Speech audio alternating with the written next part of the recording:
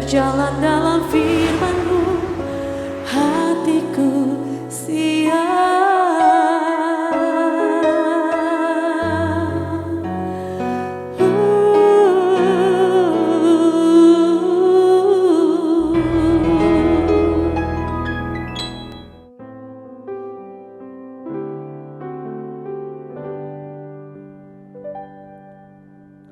Salam, God Lover yang dikasihi oleh Tuhan Yesus Kristus. Senang boleh kembali bersama-sama dalam program Raise and God malam hari ini.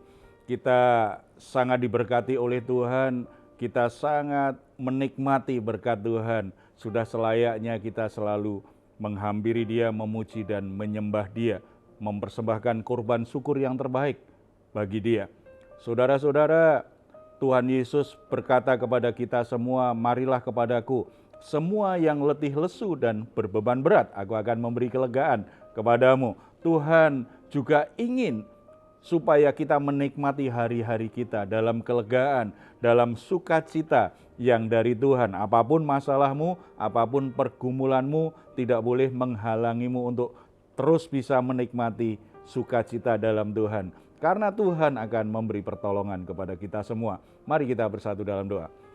Bapa di surga, bersyukur karena kami senantiasa boleh menikmati hadirat Tuhan dalam keadaan apapun, situasi apapun. Kami boleh menyembah dan memuji Engkau. Kami boleh bersukacita di dalam Engkau. Bahkan di dalam Engkau kami juga boleh membawa semua beban berat, semua pergumulan-pergumulan kami. Tuhan akan memberi kami kelegaan. Kami sangat percaya firman-Mu Bapa, bahwa ketika kami menikmati hadirat Tuhan, kami ada di dalam hadirat Tuhan, maka sukacita kami penuh, damai sejahtera kami berlimpah, ada jalan keluar yang terbaik untuk masalah-masalah kami. Hikmat dan kekuatan yang dari Tuhan akan memenuhi kami semua, supaya kami bisa melewati semua permasalahan dengan penuh kemenangan, karena Tuhanlah yang menyertai kami. Ini kami Bapa, dalam nama Tuhan Yesus kami berdoa. Amin. Terima kasih Tuhan, sebab kami percaya Kau membentuk kami dengan sempurna, dan Tuhan memberkati setiap kami Tuhan. Kami datang malam hari ini menghampiri tahta kudus Tuhan. Kami merasakan Kau hadir di tempat ini Tuhan.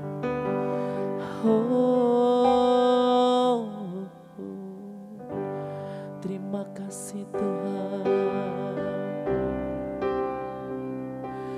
Bila Tuhan menjadi kepala rumah ini, maka berkat kehidupan tercurah selalu. Datanglah kerajaan-Mu, jadilah kehendak-Mu. Ku alami setiap waktu, keluargaku adalah sorgaku.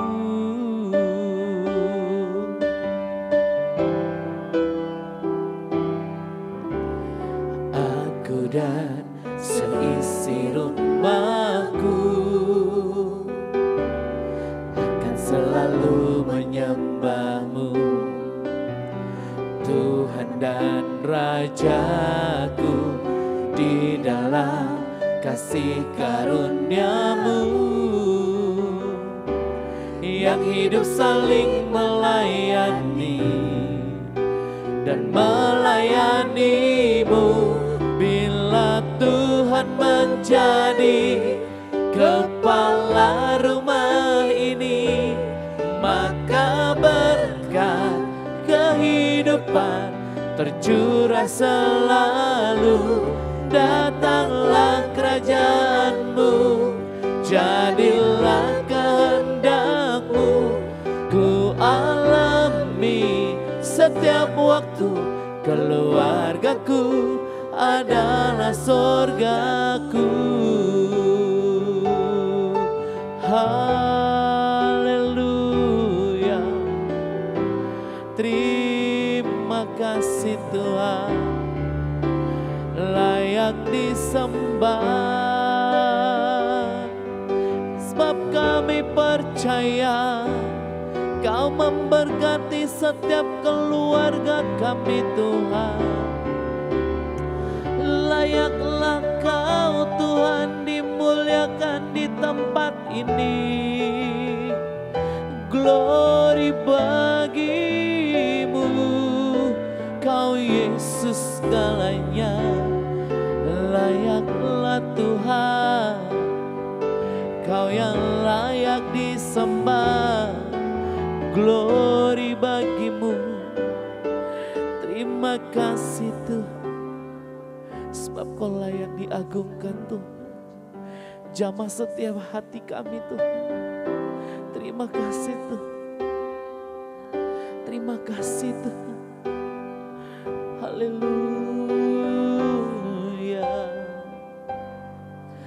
Dia jamah segenap hidupku dan beri damai di hatiku.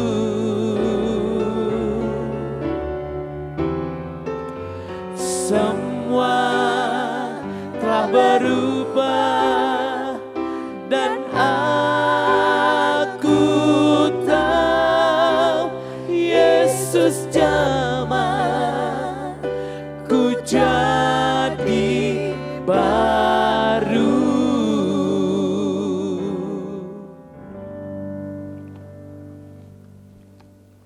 Saudara-saudara yang dikasihi oleh Tuhan Yesus, ada satu orang yang bertanya, saya bacakan terlebih dahulu. Saya berasal dari keluarga yang sangat berantakan. Ketika menikah, saya berdoa agar keluarga baru saya bisa lebih baik daripada keluarga asal saya, keluarga orang tua saya. Apakah hal ini mungkin? Apa yang harus saya lakukan? Ada banyak yang harus diperbaharui memang ya, tetapi kita bisa belajar ada satu kisah di Alkitab di Perjanjian Lama, yaitu di Kejadian pasal 19 ayat 30 sampai 38. Di situ kita bisa lihat kisahnya keluarga Lot. Kita tahu bahwa Lot itu memilih tempat yang sangat indah, sangat menawan. Bahkan disebutkan Lot melihat bahwa tempat yang dia pilih itu seperti tamannya Tuhan. Indah sekali, makmur sekali. Tetapi dia tidak mempertimbangkan bahwa orang-orang yang di situ kelakuannya sangat jahat, sangat bejat sekali. Sehingga Tuhan akhirnya menghukum Sodom dan Gomora di mana mereka tinggal di area itu. Keluarga Lot diselamatkan oleh Tuhan karena cinta kasih dari Abraham sebagai pamannya, tetapi istrinya tidak terselamatkan. Setelah itu mereka akhirnya meninggalkan tempat itu, Lot dengan 2 anak perempuan. Di perikop ini kita bisa tahu bagaimana keluarga Lot setelah itu. Ternyata bukan lebih baik, tetap aja mengalami kerusakan, tetap aja melakukan hal-hal yang sangat tercela, sehingga Alkitab secara khusus mencatatnya ini keluarga yang sama sekali menjadi peringatan bagi kita. Jangan sampai ini terulang dalam keluarga kita. Bagaimana kerusakan keluarga begitu luar biasa, padahal dilimpahi dengan berkat dan anugerah Tuhan.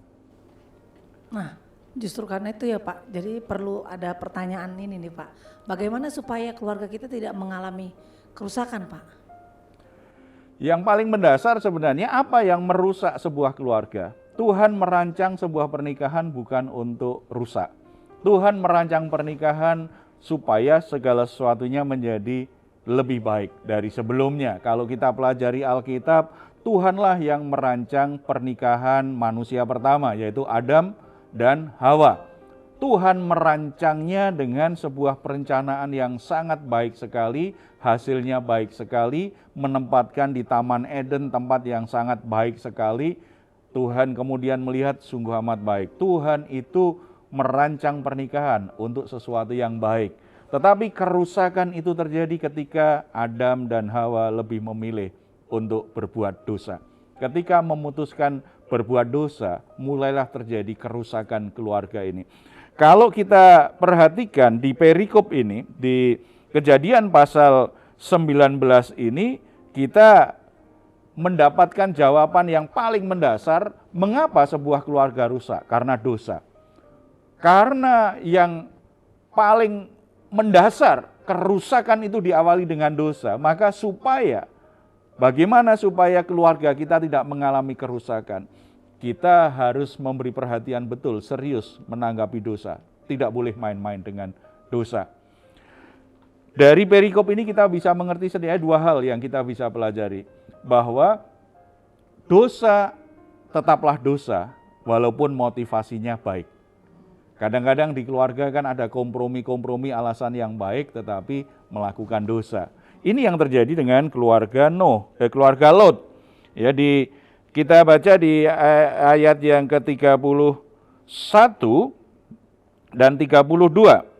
Kata kakaknya kepada adiknya, "Ayah kita telah tua dan tidak ada laki-laki di negeri ini yang dapat menghampiri kita, seperti kebiasaan seluruh bumi. Marilah kita beri ayah kita minum anggur, lalu kita tidur dengan dia supaya kita menyambung keturunan dari ayah kita." Ini kasus inses pertama kali ini terjadi. Bagaimana seorang anak perempuan berpikir sebenarnya untuk menyelamatkan keluarganya ke depan. Tidak ada anak laki-laki nih.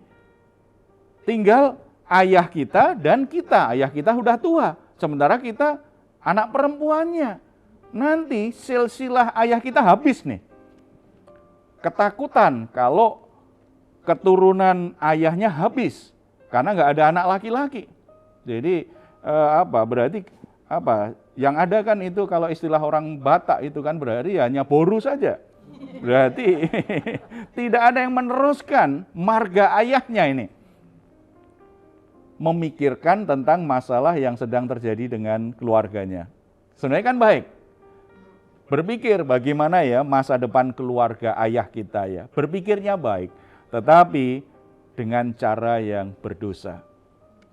Kita nggak bisa terbayang bagaimana ada dua anak perempuan akhirnya merancang rencana yang begitu menjijikkan, yang begitu jahat. Ingin menjebak ayahnya sendiri supaya bisa berhubungan seks dengan mereka, supaya mereka bisa hamil. Alasannya supaya mereka bisa memberi keturunan kepada ayahnya. Tetapi ini dicatat. Saya senang baca Alkitab. Salah satu alasannya karena Alkitab itu jujur tentang bagaimana manusia. Tidak dikemas sepertinya baik-baik saja. Orang-orang yang diberkati Tuhan ada cacat celanya. Sehingga saya temukan satu kesimpulan. Kasih karunia Tuhan itulah yang menjadi dasar manusia bisa menjalani hidupnya di dunia ini. Semua kebaikan, semua kepercayaan, semua berkat itu kasih karunia Tuhan. Sebab kalau diteliti, semuanya berdosa, semuanya rusak, kacau balau. Tetapi masih beroleh kebaikan Tuhan. Bukankah itu anugerah Tuhan? Itu mereka lakukan. Bagaimana? Pasti tidak akan mau ayahnya melakukannya. Dibuat mabuk. Jadi tidak hanya rencananya tadi yang begitu jahat, tetapi membuat ayahnya mabuk dulu. Dalam keadaan tidak sadar, tidak dalam pikiran jernih, penuh dalam pikirannya, akhirnya terjadilah hubungan seks antara anak perempuan dan ayahnya. Ketika rencana pertama berhasil, kemudian adiknya, kalau begitu lakukan lagi, kita buat mabuk lagi ayah kita, gantian kamu. Kerusakan keluarga terjadi apa? Dosa justru diundang, dosa justru dibiarkan ada, walaupun dengan motivasi yang kelihatannya baik. Banyak keluarga diberkati Tuhan, tetapi setelah itu menjadi rusak luar biasa karena apa? membiarkan dosa masuk ke rumah. Membiarkan dosa ada di dalam rumah tangga. Ketika dosa ada di rumah tangga, itu sama saja membiarkan keluarga itu mulai diracuni, mulai dipengaruhi hal-hal yang jahat, hal-hal yang buruk. Keluarga itu akan menjadi rusak. Kalau kita ingin mempertahankan keluarga kita tetap dalam keadaan baik, keadaan diberkati Tuhan, keadaan yang terus menyenangkan, membahagiakan sampai kita tua, kita harus serius dengan dosa. Kita memang tidak sempurna, kita masih punya kelemahan, kita masih punya kesalahan, tetapi kita harus menanggapi serius ketika ada dosa masuk di rumah kita. Jangan juga sampai kita yang membawa dosa itu masuk ke rumah. Alasannya untuk menyelesaikan masalah, untuk menyelesaikan berbagai situasi sulit yang ada. Jangan. Dosa harus keluar. Dosa tidak boleh ada di rumah kita. Ketika kita sadar ada dosa yang mulai dilakukan, cepat-cepat bertobat. Cepat-cepat itu disingkirkan. Tidak boleh ada dosa terus-menerus ada di rumah kita. Semakin dosa menguasai, kerusakannya semakin besar.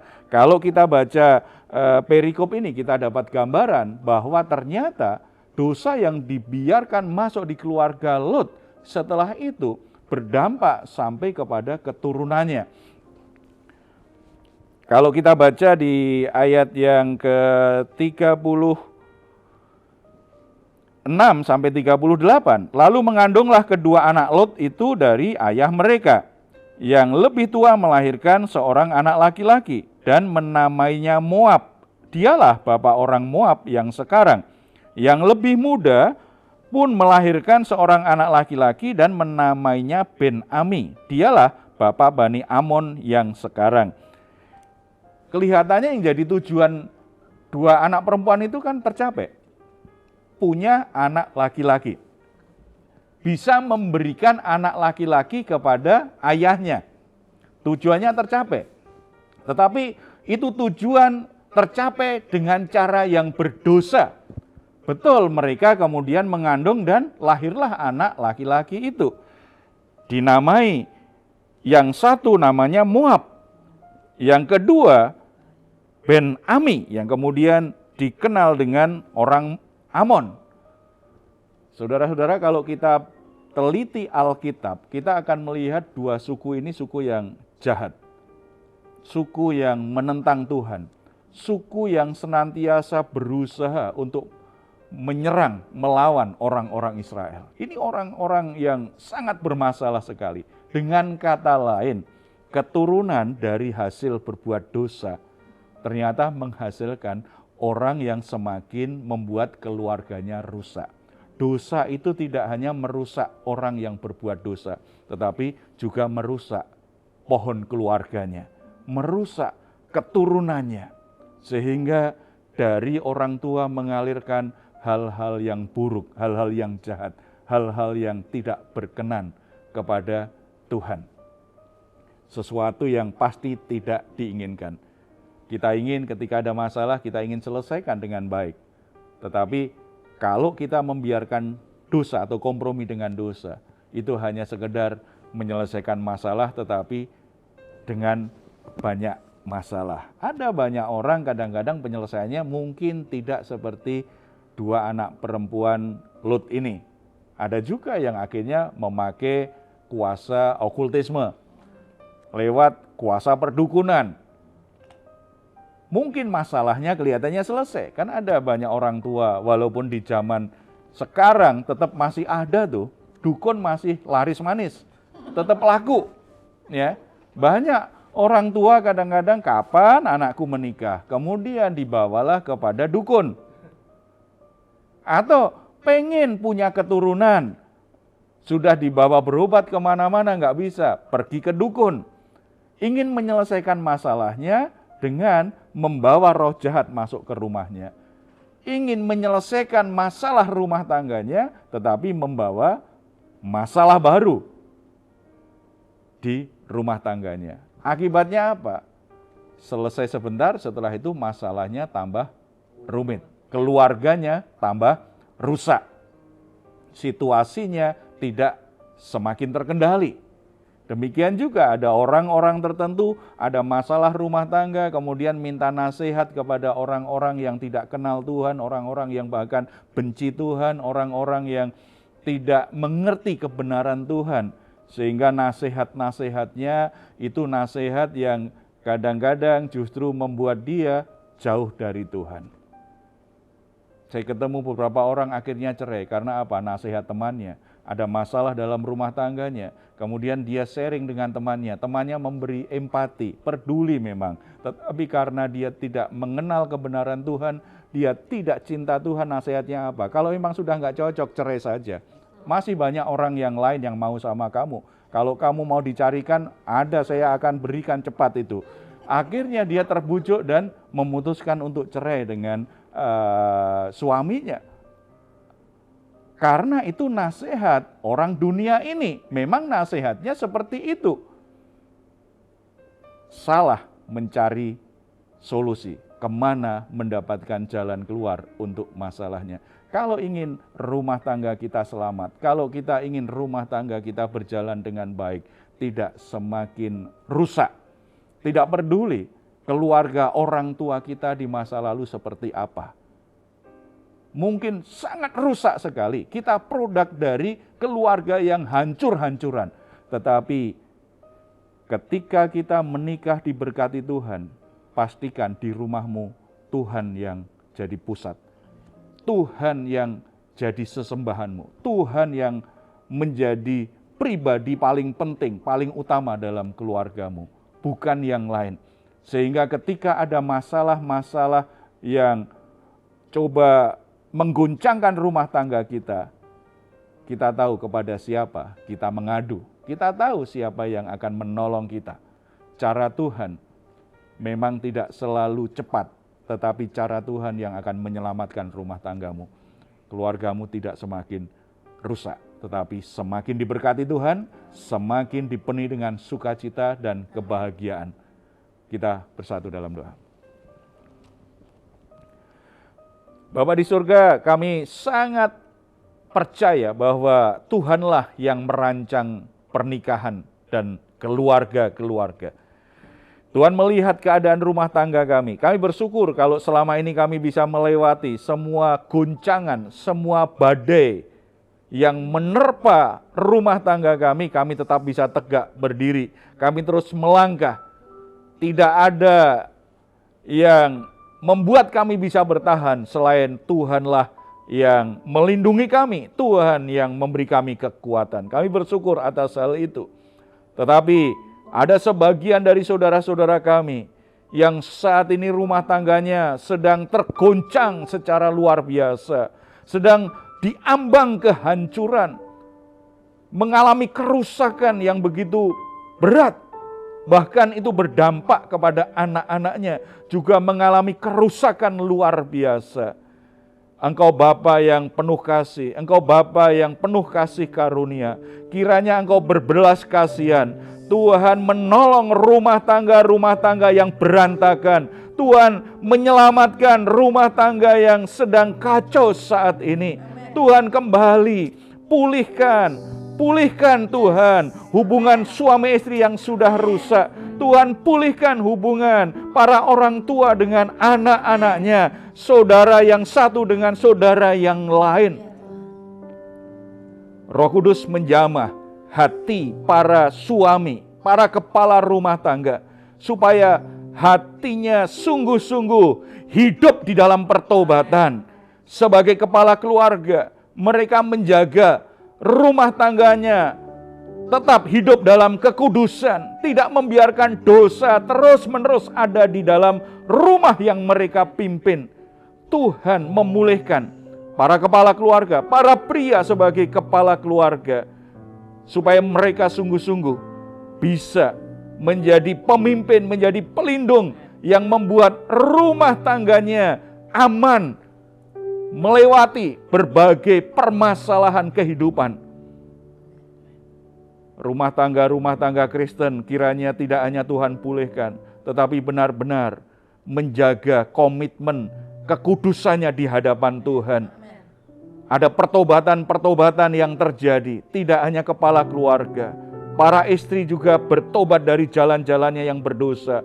Anak-anak juga bertobat dari jalan-jalannya yang berdosa. Yang ada adalah kekudusan yang dari Tuhan. Kami sangat percaya ketika kami semua komitmen untuk menjaga kekudusan kami. Ketika kami bertobat dari jalan-jalan kami yang berdosa. Dan rumah tangga kami dipenuhi dengan kekudusan, hadirat, kasih dan kebenaran Tuhan, maka rumah tangga kami akan menjadi rumah tangga yang penuh damai sejahtera, yang harmonis, yang bahagia, yang diberkati oleh Tuhan. Tuhan menyediakan apa yang kami butuhkan. Tuhan memelihara hidup kami sehingga kami tidak ada yang terlantar, kami tidak ada yang kekurangan terus-menerus karena Tuhan menyediakan apa yang kami butuhkan.